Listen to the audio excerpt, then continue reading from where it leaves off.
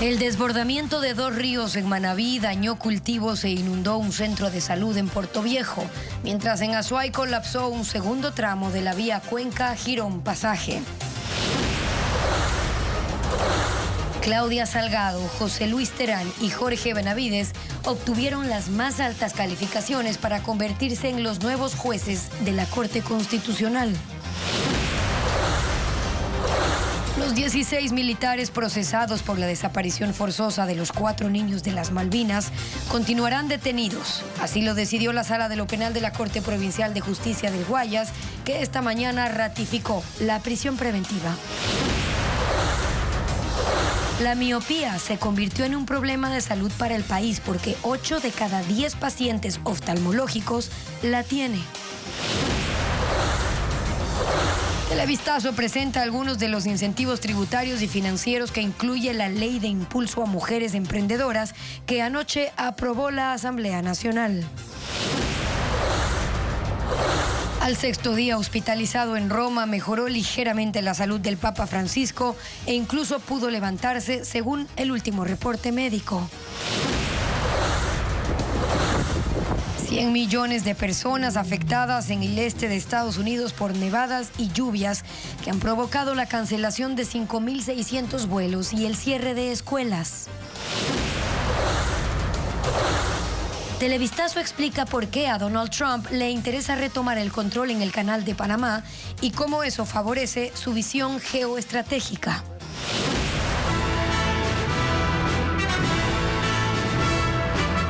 Buenas tardes, amigos. Iniciamos con la información este jueves 20 de febrero de 2025. Las lluvias continúan afectando vías en el país. En uno de los casos se reportó un derrumbe en una ruta clave para el comercio entre Azuay y El Oro, Estefi. ¿Qué tal, Gaby? Amigos, buenas tardes. Y además se siguen reportando inundaciones tras el desborde de quebradas en algunos puntos del país.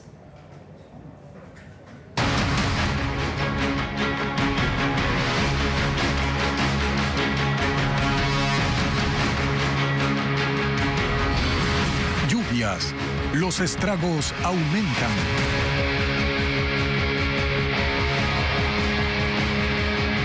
Desde anoche hasta la madrugada de hoy, las fuertes lluvias en Manabí volvieron a causar estragos, especialmente en Portoviejo.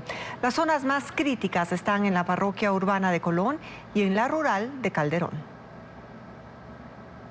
En Portoviejo, capital de Manabí, la lluvia no ha parado desde anoche. El desbordamiento del canal del sector Estancia Vieja obligó a las familias a evacuar enseres y muebles, trasladándolos a las plantas altas de sus viviendas con la ayuda de los bomberos. Ahora los callejones están inundados y a los habitantes no les queda más que caminar entre el fango estancado. Además, varias quebradas se han desbordado, complicando la circulación en la vía Portoviejo-Santa Ana y dejando a unas 2.000 personas afectadas. Estamos llenitos de agua, casa, todo. ¿Cuántas casas así en esta situación? Y por aquí hay como más o menos unas 20 casas, por este callejón. Incluso el centro de salud está inundado. El agua superó el metro y el personal médico se organizó en brigadas móviles, ya que no pueden atender en el lugar. Mientras en la comunidad de El Cadi, esta mañana una máquina de brazo largo de la prefectura y 3 volquetas del municipio comenzaron a retirar la palizada acumulada alrededor del puente metálico. Pues ya no fue lluvia normal, ya se pasó de los límites de lo que he podido ver de tantos años acá, porque ni los muros laterales que tiene la quebrada de Estancia Vieja lo soportó porque rebasó. En la parroquia Calderón, zona rural de Portoviejo, anoche se desbordó el estero Bijahual. La fuerte corriente afectó a casi la mitad de las 80 familias que viven en la comunidad El Mate. El agua derribó los cercos de caña, arrasó con los gallineros y criaderos de cerdos y dejó lodo dentro de las casas. En este taller, su propietario aún no calcula las pérdidas económicas, pues la emergencia no le dio tiempo para levantar equipos eléctricos como motores y soldadores. Otras veces había entrado agua, pero muy poca. Pero por decir, aquí como usted ve, tenemos como 30 centímetros de fango. Hasta el cierre de esta edición, la Dirección de Riesgos del municipio de Portoviejo señaló que aún trabajaba en el levantamiento de información para determinar el número de afectados por las intensas lluvias de las últimas horas. Un nuevo colapso complica la situación en la vía Cuenca-Girón Pasaje y esta vez el derrumbe en el kilómetro 66 provocado por el deslizamiento del terreno tras intensas lluvias agrava los problemas en esta ruta que es clave para el comercio entre Azuay y El Oro. Con tramos inestables, puntos críticos que requieren intervención urgente, las autoridades buscan soluciones provisionales mientras avanzan los estudios para una reparación definitiva. Esa madrugada, otro tramo de la vía Cuenca-Girón Pasaje colapsó, esa vez en el kilómetro 66, en el sector del ramal. La capa superior de la carretera perdió estabilidad y se derrumbó. Ese tramo arrastra problemas desde hace 2 meses y las intensas lluvias que afectan al austro terminaron por hundirlo. Mientras que en el kilómetro 22, sector Victoria del Portete, la carretera perdió 8 metros de ancho. Una excavadora llegó esta mañana al lugar para limpiar el área e iniciar trabajos provisionales de relleno con rocas, con el objetivo de habilitar el paso antes del viernes 28 de febrero, previo al feriado de Carnaval. El colapso de un reservorio cercano provocó la acumulación de agua y lodo junto a la carretera, lo que terminó de debilitar el terreno. La vía Cuenca-Girón Pasaje de 123 kilómetros es clave para el intercambio comercial entre Azuay y El Oro. Desde el austro se transportan hortalizas, frutas y lácteos, mientras que desde El Oro llegan mariscos y plátano. En todo el trayecto se han identificado 51 puntos críticos que requieren intervención urgente. Según el Ministerio de Transporte y Obras Públicas, este año se invertirán cerca de 25 millones de dólares en esta carretera. A inicios de febrero se lanzó la convocatoria para contratar la consultoría encargada de los estudios técnicos, que deberían estar listos entre junio y julio. Mientras tanto, se harán trabajos de mantenimiento emergente, con rellenos de socavones y baches durante los próximos 6 meses. Por ahora, las rutas alternas disponibles son la vía Tarqui-Victoria del Portete y la cuenca Molleturo-El Empalme. Están listos los ganadores del concurso para la renovación parcial de la Corte Constitucional. La Comisión Calificadora publicó los puntajes de los 3 virtuales nuevos jueces del organismo. Paul Romero sigue el tema. Concluida la última de las 3 pruebas, anoche la Comisión Calificadora para la Renovación Parcial de la Corte Constitucional publicó los puntajes de los 3 ganadores. Este concurso empezó en octubre de 2024. Claudia Salgado Levy obtuvo el primer puesto con 96.50 sobre 100. Ella encabezó la terna del Ejecutivo. Es abogada de la Universidad Católica del Ecuador, profesora de posgrado en las universidades San Francisco de Quito y de las Américas. En la Universidad de Ginebra estudió un PhD en Derecho Internacional y otro en el Instituto de Altos Estudios Internacionales de Suiza. Fue directora de Asuntos Internacionales y Arbitraje de la Procuraduría General del Estado y ha trabajado en el SRI y la Cancillería. Es hija de Hernán Salgado, expresidente de la Corte Constitucional. José Terán Suárez consiguió el segundo puesto con 96.25. Al concurso llegó de segundo en la terna enviada por la Asamblea Nacional. Fue juez de la Corte Nacional de Justicia, ganó el concurso en 2014, pero en 2019 el Consejo de la Judicatura lo removió porque no superó la evaluación junto a otros 8 jueces y 10 conjueces. Es doctor en jurisprudencia, graduado en la Universidad Central del Ecuador y magíster en educación superior. Jorge Benavides Ordóñez alcanzó el tercer puesto con 95.75. La función de transparencia y control social lo propuso en el primer lugar de su terna. Él es doctor en Derecho Constitucional, graduado en la Universidad de Sevilla. Es abogado de la Universidad Católica del Ecuador y docente universitario. Fue subsecretario jurídico de la presidencia durante el gobierno de Guillermo Lasso y viceministro de Trabajo. Presidió el directorio de la empresa coordinadora de empresas públicas, EMCO, y se encargó de su liquidación. La Comisión Calificadora dispuso que desde hoy hasta el 24 de febrero los postulantes presenten, si consideran, los recursos de revisión de los puntajes de las comparecencias orales, que fue la última fase del concurso. Los 3 mejores puntuados reemplazarán a los 3 jueces constitucionales que saldrán del organismo después que hagan un sorteo público. La temperatura descendió en el este de Estados Unidos, provocando nevadas masivas y afectando a más de 100 millones de personas. Nieve y lluvias heladas han causado estragos en comunidades enteras y en las carreteras. Las imágenes con Iliana Suárez. Una ola de frío ártico afecta con fuerza el este de los Estados Unidos. Las grandes nevadas y las lluvias heladas golpean en los valles de Tennessee, Ohio, Virginia y Carolina del Norte, y han provocado estragos en las carreteras, la suspensión de 5.600 vuelos y el cierre de escuelas. En el estado de Virginia se han reportado 275 siniestros con vehículos chocados o que se salieron de la vía por el hielo en el asfalto. Otros 16 accidentes de tránsito ocurrieron en Carolina del Norte. Las autoridades en esos estados instaron a la gente a no conducir, así que muchos están dentro de sus casas esperando que pase el temporal. Además, en un barrio del sur de Detroit, estado de Michigan, cientos de personas están atrapadas en sus hogares después de que se rompiera una enorme tubería de agua. Esto, sumado a las bajas temperaturas, produjo el congelamiento de las calles. Muchos vecinos se encontraron con sus vehículos atascados, así como sus sótanos llenos de hielo.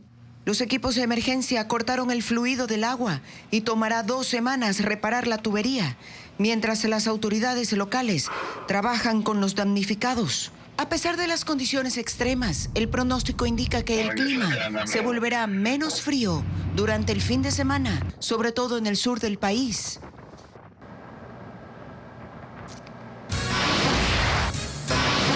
En minutos, Televistazo presenta algunos de los incentivos tributarios y financieros que incluye la Ley de Impulso a Mujeres Emprendedoras, que ya fue aprobada por la Asamblea Nacional anoche. Las mujeres emprendedoras tendrán acceso a créditos, capacitación, incentivos tributarios y gozarán de preferencias para ser proveedoras del Estado. Estos beneficios se incluyen en la ley para impulsar la economía de las emprendedoras que aprobó ayer la Asamblea. Patricio Díaz entrega detalles de la norma. La Ley de Mujeres Emprendedoras se aprobó en la Asamblea a la tarde de este miércoles, casi de forma unánime, con 110 votos. La norma establece beneficios financieros, tributarios, de preferencias en contratación y también becas.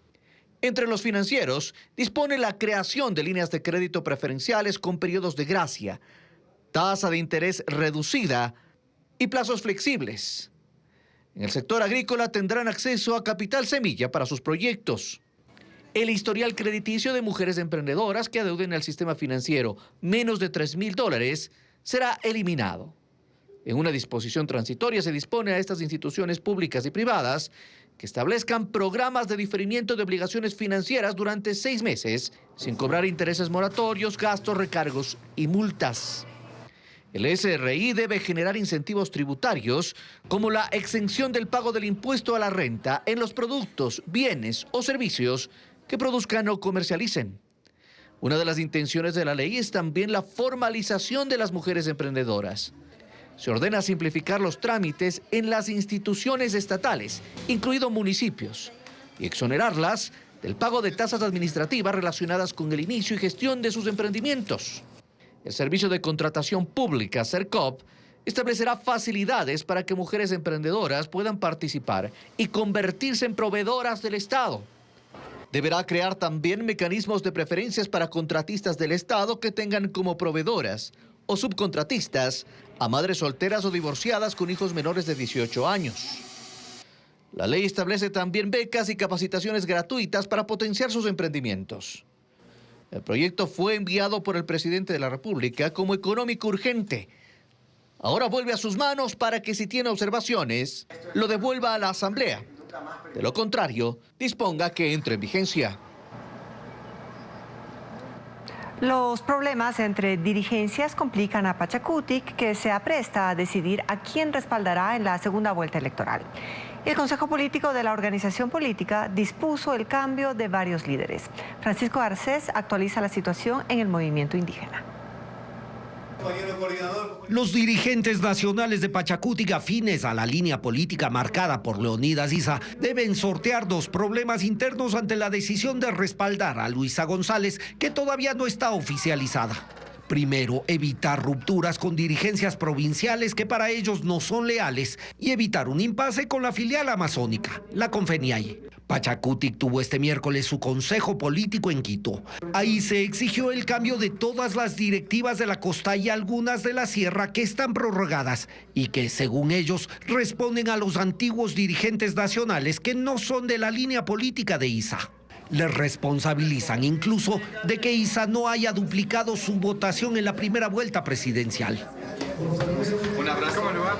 El segundo problema en Pachacutic es la posición de su filial amazónica Confeneaye, cuyos principales dirigentes no participaron en el consejo político. El presidente de esa región, José Esach, convocó a un consejo ampliado el 1 de marzo. Lo hizo mientras en Quito el Consejo de Pachacutic analizaba la situación electoral. En la Amazonía no todos los dirigentes son de la línea de ISA. Está descartado que impulsen el voto nulo, pero se discutirá también la posición de una facción que respalda a Noboa. Para la Confeneaye, mostrar su autonomía es fundamental porque aspira a tener la presidencia de la CONAIE en julio. Eso les correspondía hasta que la actual directiva de la CONAIE, presidida por ISA, aprobó una reforma al estatuto que le permite reelegirse. Esto no es bien visto en la Amazonía. Pachacutic debe encarar estos dos problemas antes de oficializar lo que hará en la segunda vuelta. Esta decisión será anunciada el 7 de marzo en la Asamblea Ampliada en Quito.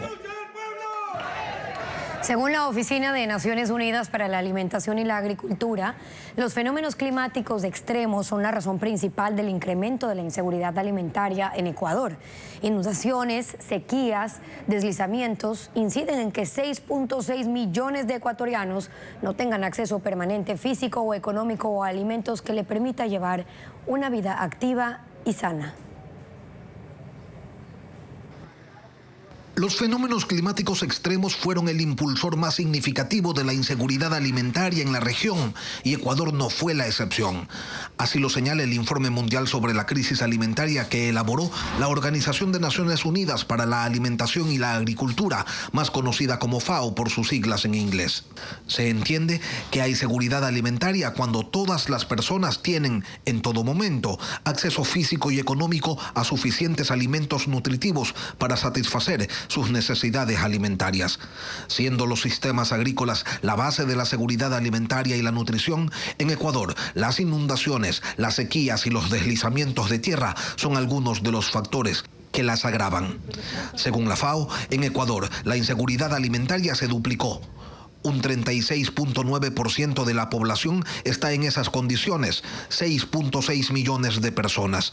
Para tener una referencia, en Chile el porcentaje es de 17.6%, en Perú del 51.7% de sus poblaciones. Y si esto está motivado en una altísima proporción por los fenómenos climáticos extremos, entonces se requiere de sistemas de alerta temprana, de una producción agrícola sostenible y resistente, de seguros agrícolas generalizados. Esto complementado con inversiones en infraestructura y planes de contingencia.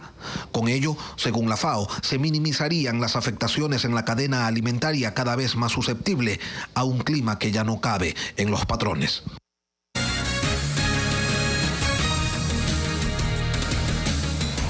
La lucha de Ecuador contra el narcotráfico requiere cooperación internacional para enfrentar a las mafias, que también son organismos transnacionales. Esta es una parte de la entrevista que Arturo Torres, periodista de investigación, dio a Contacto Directo esta mañana. No es que sean lo mismo, pero el narcotráfico bien podría compararse con la pandemia, o al menos con las consecuencias de enfrentar un virus poderoso y a veces letal. Que aprovecha un organismo debilitado como el Estado ecuatoriano después de la pandemia y es difícil enfrentar un crimen organizado que además, como es un virus, va mutando y se va adaptando rápidamente a las circunstancias y el Estado no tiene esa capacidad. Arturo Torres es periodista de investigación y además experto en temas de seguridad. Al poner en perspectiva la realidad ecuatoriana, de lo primero que habla es de la falta de cooperación interna. No solamente debe competir al gobierno, sino a los gobiernos locales, a otras entidades públicas. Pero también externa. Porque son holdings internacionales no solamente dedicados al narcotráfico, sino a la minería ilegal, a la trata de personas, que ahora mismo está causando ya víctimas colaterales como niños. Y aunque no niega la violencia imperante, también menciona cifras que hablan de que la lucha contra el narcotráfico sí está arrojando algunos resultados. Por ejemplo, el Ecuador acaba de ser sacado de la lista negra de países que desde origen enviaban más cocaína hacia países europeos. Hablemos de que el año pasado se incautaron 294 toneladas de cocaína. Eso significa cerca de 6 6.000 millones de dólares. También hay que correlacionar con lo que se dejó de incautar, por ejemplo, en Europa, que es el principal destino de la cocaína ecuatoriana, donde se redujo de 120 toneladas en 2023 a más o menos 40 toneladas el año pasado. Más o menos 80 toneladas dejaron de llegar a los puertos europeos y eso significa pérdidas de más de 2.000 millones de dólares, según calcula. Un negocio millonario que tiene un sistema evidente para penetrar en una sociedad. Es la corrupción. Y contra eso, asegura, aún hace falta articular medidas, tal vez junto a otros países, porque el narcotráfico no solamente es un problema ecuatoriano, sino mundial. El grupo Hamás entregó los restos de 4 rehenes israelíes a la Cruz Roja y entre ellos 2 niños de 9 meses y 4 años. Fue el primer intercambio de restos mortales desde que se acordó el alto el fuego con una ceremonia televisada en el sur de Gaza. En un escenario montado por el grupo Hamás, en la ciudad de Han Yunis, hombres armados descubren 4 ataúdes detrás de una cortina. Estos féretros estaban etiquetados con las fotos de los rehenes, Shiri Vivas y sus 2 hijos, Ariel y Fir, y de Oded Lishifts. Junto a cada imagen escribieron, día de arresto 7 de octubre de 2023. Fir era el cautivo más joven. Tenía 9 meses cuando fue secuestrado con el resto de su familia. Hamás dijo que tanto la madre como sus hijos murieron en un ataque aéreo israelí a principios de la guerra. Pero no especificaron las circunstancias del deceso de Oded Lishift, que tenía 83 años cuando fue secuestrado. En el escenario había una gran lona con propaganda culpando a Israel por sus muertes. Los vehículos de la Cruz Roja llegaron para recoger los cuerpos, que luego fueron entregados a los soldados para trasladarlos de nuevo a Israel, donde las autoridades llevarán a cabo la identificación formal de los restos, proceso que se espera que dure hasta 2 días. Solo entonces se dará a las familias la notificación final. Mientras que en Tel Aviv, en la denominada Plaza de los Rehenes, los israelíes se reunieron para ver la entrega de los cuerpos en una pantalla gigante, que además mostró una recopilación de fotos de los fallecidos. Hasta ahora, Hamás ha entregado 19 rehenes vivos y 4 muertos en lo que va del alto al fuego. Y más de 1.100 prisioneros palestinos fueron excarcelados en intercambios. Hamás dijo en un comunicado que liberará a otros 6 rehenes vivos el sábado, mientras que la negociación de la segunda etapa del alto al fuego ya comenzó en Doha. Donald Trump arremete por segundo día contra el presidente de Ucrania, Volodymyr Zelensky. Según él, debe haber elecciones presidenciales en ese país a pesar de la guerra y cuestiona el destino de los fondos que Estados Unidos envió durante la administración de Joe Biden para financiar la defensa ucraniana ante la invasión rusa.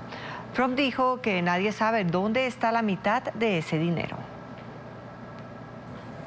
La cumbre de ministros de Relaciones Exteriores de los países del G20 comienza en Johannesburgo, en Sudáfrica, y a esta cita acude el jefe de la diplomacia rusa, Sergei Lavrov, mientras que el gran ausente es Marco Rubio, el secretario de Estado de Estados Unidos, quien ha acusado al país anfitrión de tener políticas antiestadounidenses. Se espera que en la reunión se declare la continuidad del apoyo a Ucrania, sobre todo por parte de los delegados europeos, pero sí también que ante la ausencia de altos representantes de Estados Unidos, sea China el país que intente aumentar su influencia a escala global.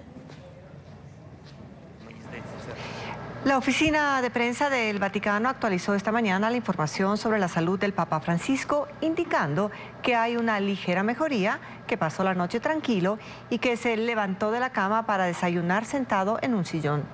Los exámenes de sangre reflejan que los índices inflamatorios también han disminuido. El pontífice permanece internado en el Hospital Gemelli de Roma, donde recibe tratamiento por un cuadro de neumonía.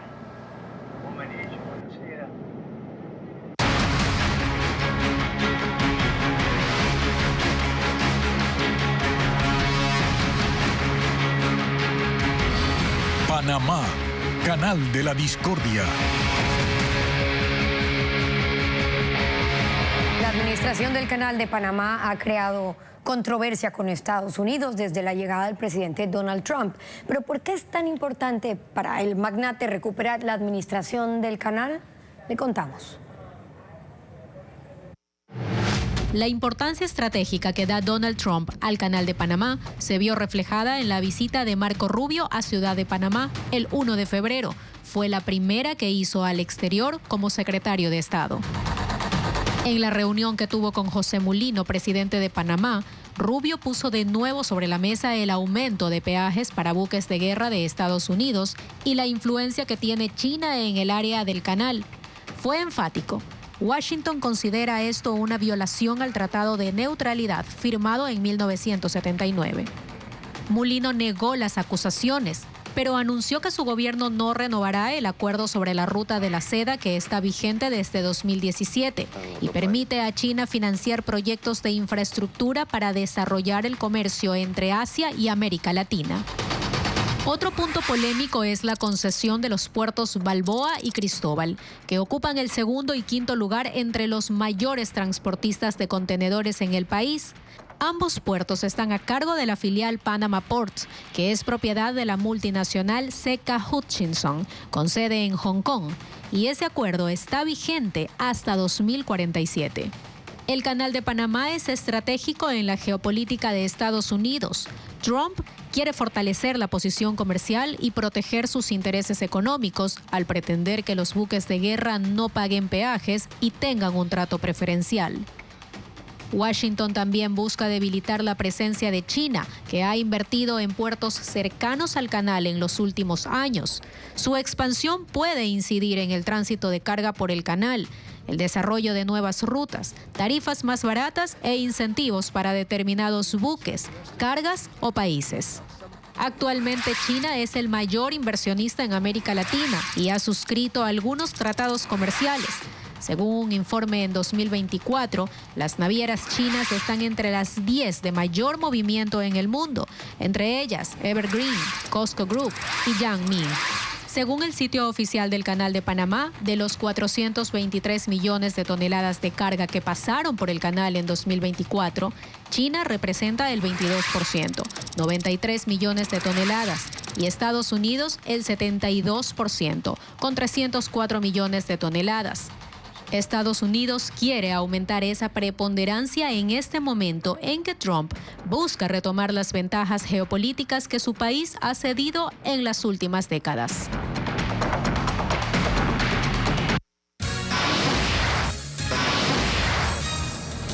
Luego de la pausa, mucha atención porque aumentan los casos de miopía en Ecuador. Los niños y las mujeres son los más afectados. Ya le contamos. Y más ahorro para tus proyectos lo encuentras en Kiwi. Los diagnósticos de miopía aumentaron en Ecuador. Las mujeres tienen la mayor incidencia de casos. El uso excesivo de pantallas tecnológicas es una de las causas, como informa Carla Delgado. La miopía ya es un problema de salud en el país. 8 de cada 10 pacientes padecen esa enfermedad según la Sociedad Ecuatoriana de Oftalmología. El 60% de casos desde mujeres, pero hay un aumento significativo en niños. La miopía implica que no se puede enfocar bien los objetos lejanos, pero sí los cercanos. La principal causa es el uso de dispositivos electrónicos. Y como esa tendencia aumenta, la proyección es que en 2050, al menos el 50% de ecuatorianos sea miope. Que si ya tienen que estar inmersos en un mundo de computadoras y de tablets, por lo menos la parte de distracción sea al aire libre. Entonces, eso va a ayudar muchísimo. Es por eso que las mujeres hemos tenido menos posibilidades de salir o no lo hemos hecho, deporte fuera de casa o distracciones, y por eso hay más mujeres miopes. También se cree que algo hormonal puede haber en la pubertad y en la maternidad puede haber cambios y podría aumentar la miopía. En el país hay zonas en las que esta patología es más frecuente. Tiene que ver en relación con la altura. En la sierra, en el callejón interandino hay más miopes que en la costa. En la costa hay más hipermétropes, o sea, los hipermétropes son los que tienen el ojo un poquito más pequeño y se corrige su problema con un lente positivo. La miopía se corrige con un lente negativo. La enfermedad se puede prevenir reduciendo el tiempo en pantalla, mantener actividades al aire libre, regular el brillo de los dispositivos electrónicos y aplicar la regla del 20-20-20. trabaje 20 minutos, descanse 20 segundos y vea 20 pies para relajar esa acomodación. Pero los niños no podrían estar en pantallas más de 1 hora al día, ¿no? La miopía se puede tratar con gafas o lentes de contacto correctivas, terapias con láser o cirugía refractiva. Pero lo más importante, según los especialistas, es el diagnóstico temprano que debe hacerse durante la infancia. Los jóvenes están buscando terapias psicológicas en la inteligencia artificial. Plataformas como ChatGPT o DeepSeek reciben miles de consultas diarias relacionadas a ansiedad o depresión. En Ecuador buscan consejos sobre estabilidad laboral y familiar. ¿Se aconseja pedir consejos a estas plataformas? Más detalles a continuación. Personas de 18 a 34 años son las que más buscan orientación sobre salud mental en plataformas de inteligencia artificial. ChatGPT reporta miles de consultas al día sobre psicología y apoyo emocional relacionadas con estrés, ansiedad, soledad y autoestima. Igual sucede con DeepSeek, la inteligencia artificial china que salió en enero. ChatGPT dice que no puede dar terapia porque se trata de un proceso que requiere formación específica, experiencia clínica y un enfoque personalizado, pero que sí puede escuchar y brindar consejos basados en información psicológica por su acceso a información confiable. Las consultas a la inteligencia artificial dependen de la edad. Los adolescentes de 13 a 17 años buscan consejos sobre autoestima, ansiedad escolar y relaciones familiares. Los adultos de más de 35 años hacen preguntas relacionadas a la crisis de mediana edad y estrés laboral. Las consultas cambian según la región en ChatGPT. En Ecuador y Perú hay interés en estabilidad laboral y familiar.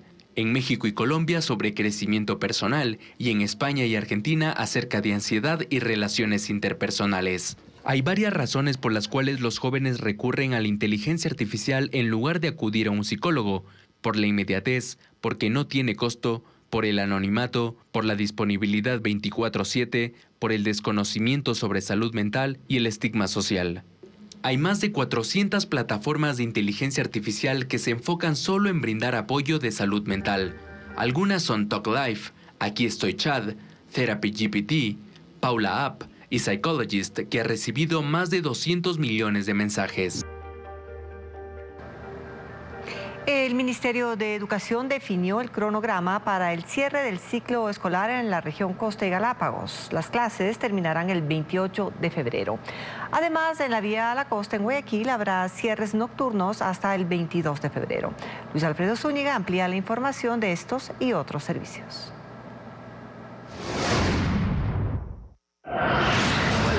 El Ministerio de Educación definió el cronograma para el cierre del año escolar en el régimen Costa y Galápagos, que cuenta con más de 2 millones de estudiantes. El 28 de febrero será el último día de clases, al menos para los alumnos que aprueben todas sus materias, mientras del 5 al 10 de marzo se impartirán las clases de recuperación para los exámenes supletorios, que se rendirán del 11 al 13 de marzo y se definirán las calificaciones. Desde el 14 de marzo hasta el 12 de abril, los 113.000 docentes tendrán vacaciones y el 14 de abril volverán a las unidades educativas. El siguiente periodo escolar iniciará el 5 de mayo.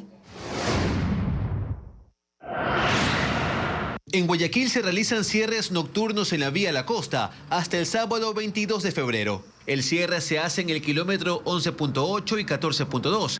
En el sentido hacia Guayaquil, de 10 de la noche a 5 de la mañana. El desvío se hace por la vía interna del Colegio Logos que está en la zona. Se recomendó a los conductores prestar atención a las señales en el sitio y reducir la velocidad. La medida se toma por la construcción de 2 pasos peatonales. Hasta el 23 de febrero, mujeres científicas ecuatorianas vinculadas a universidades o centros de investigación en el país o en el extranjero pueden postular a 30 becas del 100% para la Escuela de Liderazgo Genia. El programa está financiado por la Sociedad Alemana para la Cooperación Internacional y ejecutado por la Red Ecuatoriana de Mujeres Científicas en colaboración con 3 universidades. La postulación se hace en las redes sociales de Genia y las beneficiarias recibirán una capacitación virtual de 170 horas desde el 10 de marzo en áreas como innovación, comunicación y gestión de proyectos. Una obra de teatro infantil, otra propuesta escénica con ventrílocos y un concierto en homenaje al músico ecuatoriano Edgar Palacios son las propuestas culturales en Guayaquil, Quito y Cuenca. Vanessa Robles con el resumen de las actividades artísticas.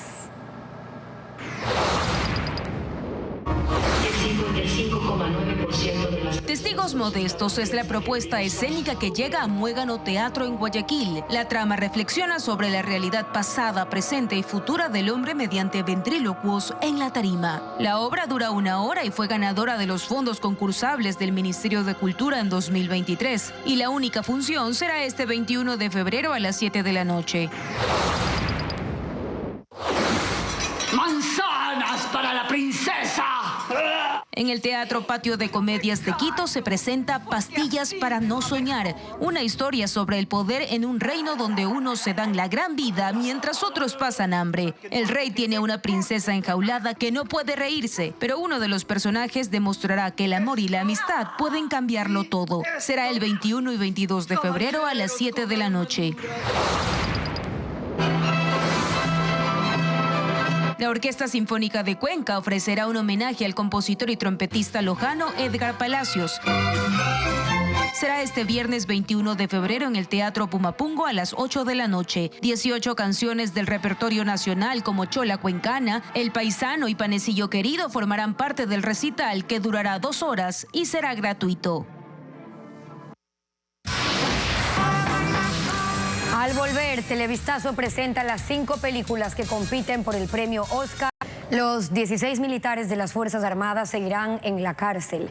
La Sala Especializada de lo Penal de la Corte Provincial de Justicia del Guayas rechazó la apelación que interpusieron a la prisión preventiva y consideró que así se garantizará el proceso penal que investiga la desaparición forzada de Ismael, Josué, Steven y Nehemías, los 4 niños de las Malvinas de Guayaquil. Bessie Granja con los detalles. Tras 2 días de diligencias por vía telemática, la Sala Especializada de lo Penal de la Corte Provincial de Justicia de Guayas resolvió negar la apelación a la prisión preventiva interpuesta por los 16 militares procesados por la desaparición forzada de Ismael, Josué, Steven y Nehemías, los 4 niños de las Malvinas de Guayaquil. Los jueces Leonardo Rosillo, Carmen Vázquez y Demóstenes Díaz dieron la razón a los argumentos interpuestos por la Fiscalía General del Estado. Cristian Fares, quien investiga la desaparición forzada de los 4 menores de edad, sostuvo que la medida de prisión preventiva garantizará el proceso penal. Los jueces también afirmaron que no existe una causa justificada en el Código Integral Penal para que los uniformados hayan detenido a los 4 adolescentes, lo que descarta las afirmaciones del abogado de un grupo de militares, Jesús López, quien expuso parte de un video donde, según él, los niños estaban cometiendo un delito, pero que el tribunal lo descartó. Es una instancia judicial más que reconoce que este es un caso de graves violaciones a derechos humanos, algo que hasta la fecha ni el Ejecutivo ni alguna otra institución pública lo ha reconocido. La defensa de los 4 menores junto a sus familiares esperan que luego de esta decisión, la Fiscalía General del Estado avance con la recepción de versiones de testigos y la reconstrucción de los hechos para esclarecer esta investigación. La papa nativa de Tungurahua es un tesoro andino de 1000 colores y sabores bajo amenaza de desaparecer. Sin embargo, en esa provincia los agricultores se han unido para darle un valor agregado y convertirla en snack. Conozcamos más de esta iniciativa. En Tungurahua, a 3.600 metros sobre el nivel del mar, se cultiva un tesoro culinario ancestral, la papa nativa, resultado de siglos de adaptación y selección. Esta variedad destaca por sus colores vibrantes, morado, rojo y negruzco, y su sabor único. Además de su llamativa apariencia, la papa nativa es una fuente rica en fibra, vitaminas y minerales, esenciales para una dieta equilibrada. Su contenido de almidón resistente contribuye a la salud intestinal y ayuda a la regulación de los niveles de azúcar en la sangre. Hoy 60 familias de Pilahuín, Píllaro y se han unido al proyecto Agropapa para producir papa nativa y transformarla en snack o papas fritas de colores. Todo comienza con la selección cuidadosa de la semilla, que siembran en enero y septiembre. Este proceso se realiza sin el uso de químicos, preservando la pureza y calidad del cultivo. Las papas seleccionadas llegan a una planta de procesamiento en la parroquia rural Montalvo, en Ambato. Allí las papas son peladas, picadas y transformadas en crujientes hojuelas, finalizando con el empaquetado manual y el sellado de las fundas en presentaciones de 40 y 100 gramos. Sabor a orégano natural, sal y ají que están ya a disposición del consumidor. Entonces, al momento estamos haciendo la entrega o comercialización directa desde la asociación. Cada mes se produce aproximadamente 5.000 fundas de papas fritas que se distribuyen en ferias libres y puntos de venta en Quito y Riobamba. Valor de $1 o $1.25, la de 100 gramos y la de 40 gramos en un costo de 50 centavos a 75 centavos. En Tungurahua se cultiva alrededor de 4.000 hectáreas de papa al año, de las cuales 40 corresponden a papas nativas, manteniendo viva a esta tradición agrícola y aportando valor a la economía local. Un laboratorio da los primeros resultados para la conservación del ajolote, una especie símbolo en México, y está amenazada por la contaminación de las fuentes de agua en la ciudad y la urbanización que seca los estanques. Informe conjunto de Coavisa con Hinjuan y Ayla. El ajolote mexicano está amenazado con desaparecer. La urbanización, contaminación e introducción de especies invasoras destruyeron casi la totalidad de su hábitat en Xochimilco, en Ciudad de México. Como respuesta, en septiembre del 2024, se inauguró el Laboratorio de Especies Acuáticas Nativas Anemitilcali. 4 meses después, los científicos tienen datos sobre los 60 ejemplares liberados en canales artificiales. La idea es reintroducirlos en los pantanales naturales, donde cerca del 20% de los huevos que ponen sobrevive. El laboratorio combina tecnología avanzada con trabajo en las comunidades de Xochimilco para que sea la gente la que ayude en la reproducción, conservación y reintroducción del ajolote. Es un anfibio que tiene la capacidad de regenerar extremidades y órganos. En México es un símbolo de resistencia y adaptación desde la civilización azteca, que lo consideraba la encarnación acuática del dios Xololt, hermano gemelo de Quetzalcóatl, una figura trascendental en las regiones mesoamericanas. En el Laboratorio de Especies Acuáticas Nemiltilcali también se prevé contribuir